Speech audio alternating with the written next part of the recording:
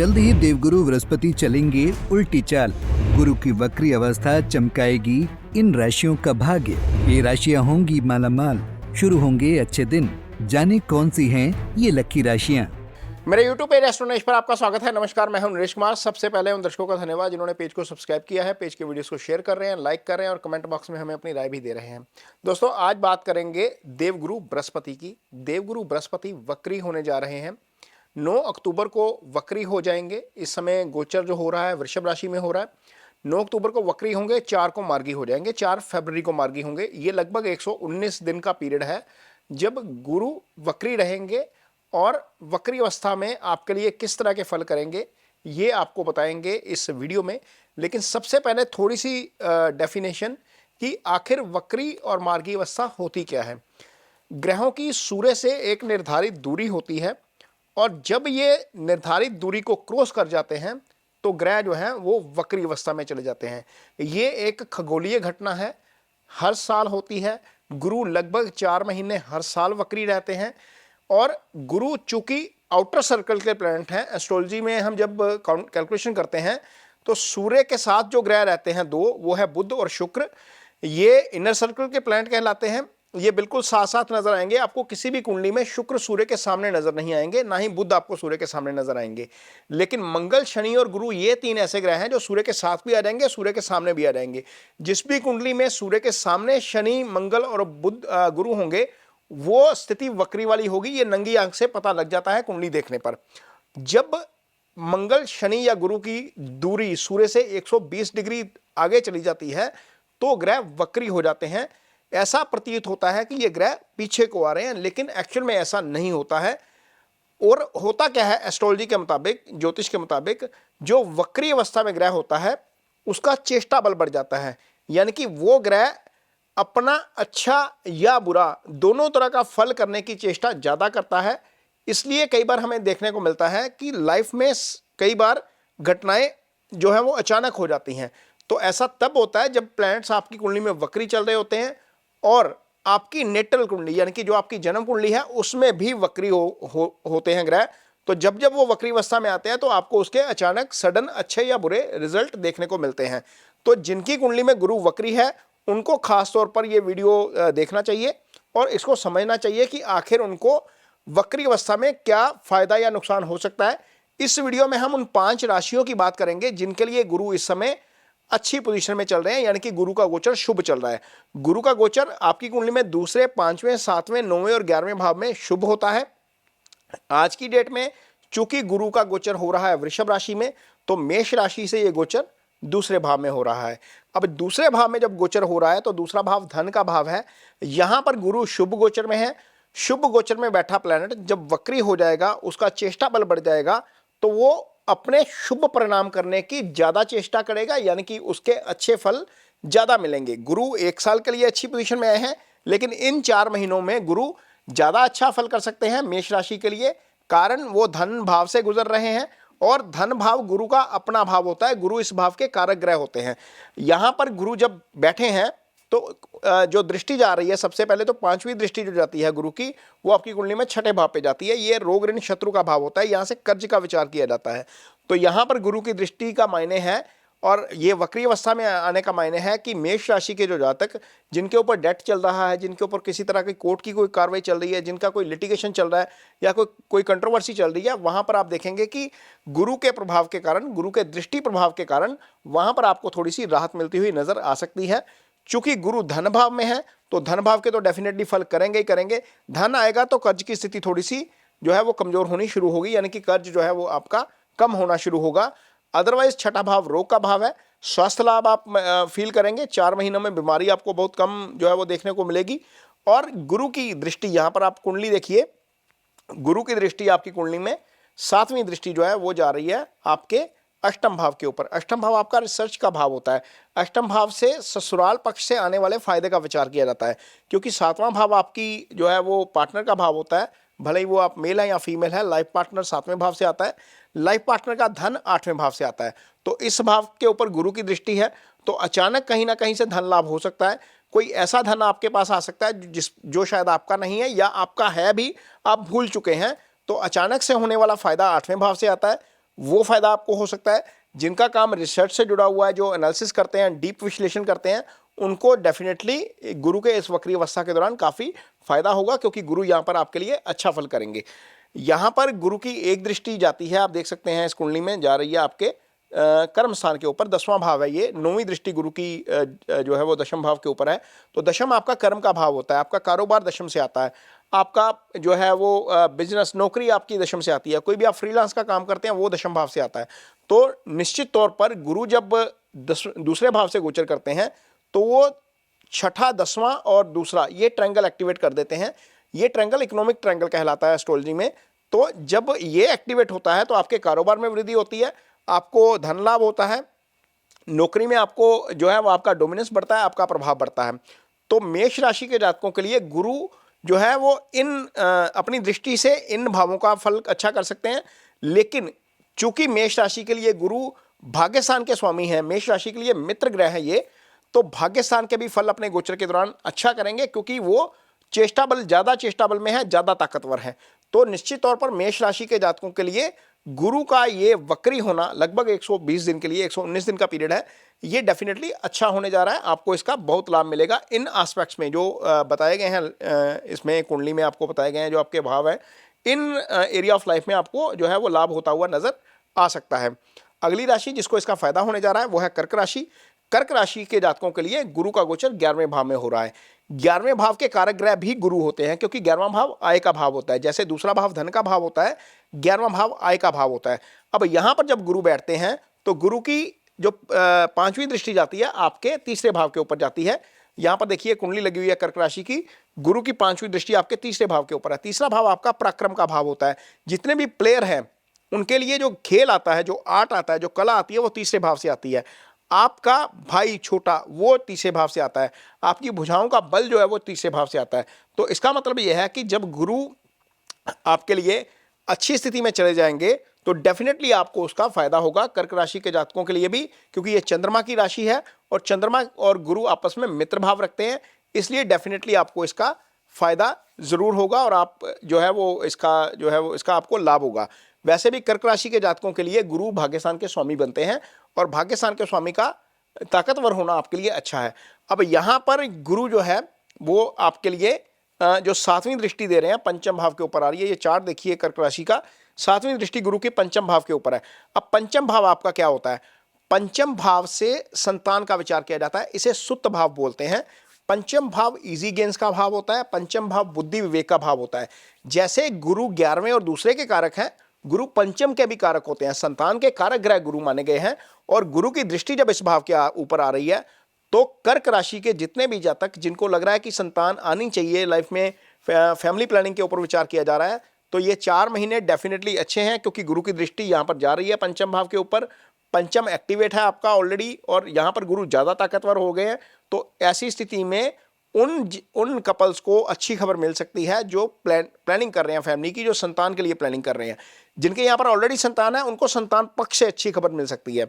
Easy gains आ सकते हैं, कोई भी आप काम करेंगे बुद्धि विवेक से काम करेंगे। जो स्टूडेंट्स हैं उनके लिए फायदे वाली स्थिति बन रही है यहाँ पर, क्योंकि ये जो 5वां भाव है वो हायर एजुकेशन का भाव भी होता है, यहाँ से हायर एजुकेशन आती है। तो गुरु अप्लाइड नॉलेज के कारक हैं जो इस भाव को देख रहे हैं, तो डेफिनेटली स्टूडेंट्स के लिए भी फायदे वाली स्थिति है। यदि स्टूडेंट्स किसी कंपटीशन एग्जाम में जाते हैं या मनपसंद कॉलेज में एडमिशन्स के लिए जाते हैं तो डेफिनेटली जो है वो फायदा हो सकता है, क्योंकि इसी अवधि के दौरान जितने भी लोग विदेश में पढ़ने जाते हैं इसी अवधि के दौरान एडमिशन का प्रोसेस चल रहा होता है। तो यहाँ पर स्टूडेंट्स के लिए फायदे वाली स्थिति है। जो कपल्स संतान के लिए जो है वो ट्राई कर रहे हैं उनके लिए फायदे वाली स्थिति है। और 5वां भाव निश्चल प्रेम का भाव होता है। रिलेशनशिप कोई भी आपकी लाइफ में पंचम भाव से ही आता है। तो पंचम भाव जो सिंगल हैं, जिनकी लाइफ में कोई नहीं है, उनको भी कोई ना कोई लाइफ में एंट्री हो सकती है। जिनके पेरेंट्स ढूंढ रहे हैं, 5वां चूंकि एंगेजमेंट का भी भाव है, जिनके पेरेंट्स को रिश्ता ढूंढ रहे हैं उनके लिए भी स्थिति यहाँ पर अच्छी बन गई है, क्योंकि पंचम एक्टिवेट है। और यहाँ पर अच्छी इसलिए भी है, आप देखिए अगला जो दृष्टि जा रही है गुरु की 11वें भाव में जब बैठे हैं तो गुरु की दृष्टि जा रही है आपके 7वें भाव के ऊपर।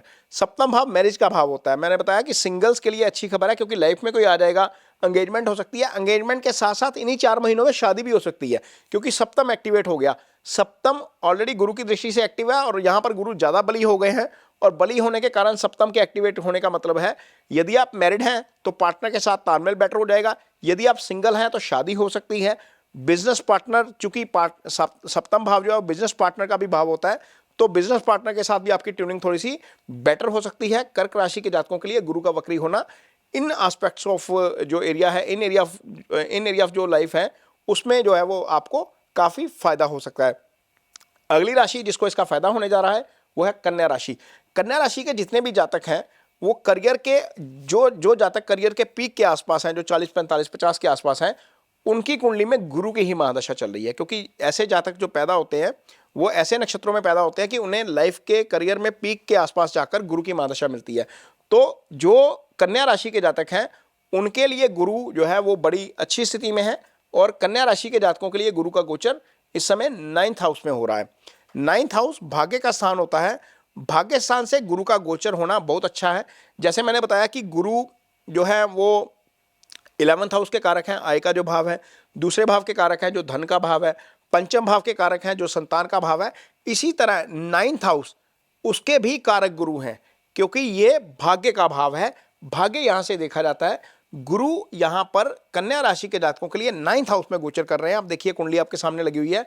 जब 9th हाउस में गुरु का गोचर होता है और यहां पर गुरु की दृष्टि, पहली जो दृष्टि आती है 5वीं, वो आपकी राशि के ऊपर ही आती है। तो यहां पर पॉजिटिविटी लाने का काम गुरु आपके लिए करेंगे और आपको डेफिनेटली इसका फायदा होगा। कहीं से भी कोई नेगेटिविटी आती है तो वो गुरु यहां पर काउंटर करने का काम करेंगे। पॉजिटिव आप फील करेंगे, आपको हेल्थ बेनिफिट्स होंगे। और इसके साथ साथ गुरु चूंकि तीसरे भाव को भी देखते हैं, तो तीसरे भाव के ऊपर गुरु की दृष्टि का मतलब है जो लोग स्पोर्ट्स से जुड़े हैं, आर्ट से जुड़े हैं, किसी भी तरह की कला से जुड़े हैं, तीसरा भाव कला का भाव है और वहां पर आपको फायदा हो सकता है। भाई के एंड से अच्छी खबर आ सकती है। तीसरा भाव छोटे भाई का भाव होता है। कोई भी आप फैसला करेंगे, कोई भी आप डिसीजन लेंगे, वो पूरी डिटर्मिनेशन के साथ लेंगे, पूरी कन्विक्शन के साथ लेंगे, क्योंकि पराक्रम बढ़ जाएगा। पराक्रम बढ़ने से आप कॉन्फिडेंट होते हैं और आप कोई भी फैसला करते हैं पूरे कॉन्फिडेंस के साथ लेते हैं। यहां पर गुरु की दृष्टि का ये प्रभाव होगा। और गुरु जब भाग्यस्थान के ऊपर से गोचर करते हैं तो 9th दृष्टि से पंचम भाव को देखते हैं, जिसके गुरु खुद कारक है। अगेन चूंकि पंचम भाव संतान का भाव है, तो संतान यदि है तो संतान पक्ष से अच्छी खबर आ सकती है। यदि संतान नहीं है, आपकी कुंडली में संतान, आपके लाइफ में संतान नहीं है, तो ये समय आ गया है जब पंचम एक्टिवेट है और गुरु पूरे पावर में आ गए हैं। यहाँ पर फैमिली प्लानिंग का टाइम है। ये 4 महीने आप फैमिली प्लानिंग कर सकते हैं। यहाँ पर आप डेफिनेटली आपको अच्छी खबर मिलेगी। ये बुद्धि विवेक का भाव है। जैसे मैंने बताया कि आप कॉन्फिडेंस के साथ फैसला करेंगे, लेकिन उसमें आप बुद्धि विवेक का भी इस्तेमाल करेंगे। जो स्टूडेंट हायर एजुकेशन के लिए जा रहे हैं उनके लिए काफ़ी समय अच्छा है, क्योंकि 5th हाउस से हायर एजुकेशन का भी विचार किया जाता है। चूंकि गुरु आपकी कुंडली में दोनों केंद्रों के स्वामी बनते हैं। आप देखिए यहाँ पर जो कन्या राशि की कुंडली लगी है उनमें गुरु सप्तम के भी स्वामी हैं और गुरु चौथे भाव के भी स्वामी हैं। चौथा भाव आपका सुख स्थान होता है। यहीं से आप लाइफ की प्रॉपर्टी, एसेट, जितने भी आप लाइफ में खरीदते हो, घर बनाते हो, कार खरीदते हो, कोई ऐसे आर्टिकल खरीदते हो जो आपके लिए लाइफ एसेट्स बनते हैं, वो सारे 4th हाउस से आते हैं। तो डेफिनेटली 4th हाउस के भी अच्छे परिणाम मिलेंगे, 7th के भी अच्छे परिणाम मिलेंगे, क्योंकि दोनों राशियों के स्वामी, दोनों भावों के स्वामी गुरु बली होकर 9th हाउस से गोचर कर रहे हैं। तो डेफिनेटली, और कन्या राशि के कुछ जातकों के लिए जो खासतौर पर मैंने आपको बताया कि करियर के पीक के आसपास है, उनके लिए महादशा भी गुरु की है। तो डेफिनेटली ये अच्छा होने जा रहा है कन्या राशि के जातकों के लिए भी। अगली राशि जिसको इसका फायदा होने जा रहा है वो है आपकी वृश्चिक राशि। वृश्चिक राशि के जातकों के लिए यहाँ पर चार्ट लगा हुआ है वृश्चिक राशि का। गुरु का गोचर सप्तम भाव से हो रहा है और वृश्चिक राशि एक ऐसी राशि है जिसके लिए गुरु धन भाव के भी स्वामी बनते हैं और पंचम के भी स्वामी बन जाते हैं। क्योंकि गुरु इनके लिए मित्र ग्रह हैं, तो इनको इसका बहुत फायदा होता है। गोचर का तो डेफिनेटली बहुत फायदा होगा। और यहाँ पर गुरु की जो दृष्टि जाएगी, आप देखिए गुरु जब सप्तम भाव में बैठे हैं, गुरु की 5वीं दृष्टि आय भाव के ऊपर जा रही है। ये 11th हाउस है, आपका आय का भाव होता है, ये इच्छाओं का भाव होता है, ये आपके जो कर्म होते हैं उसका फल होता है। तो यहाँ पर जब गुरु की दृष्टि है तो गुरु इस भाव को एक्टिव किए हुए हैं। सामाजिक प्रतिष्ठा, आपकी तरक्की इसी भाव से देखी जाती है। तो यदि आपकी कोई प्रमोशन पेंडिंग है तो डेफिनेटली गुरु के बली होने के कारण ये प्रमोशन जो है वो आपकी हो सकती है। ये आपके लिए अच्छा है। और यहाँ पर गुरु जो है सीधी दृष्टि से आपकी राशि को देख रहे हैं। राशि को देखना गुरु का अच्छा है, चूंकि राशि जो है वो भी गुरु के मित्र की राशि है, मंगल की राशि है।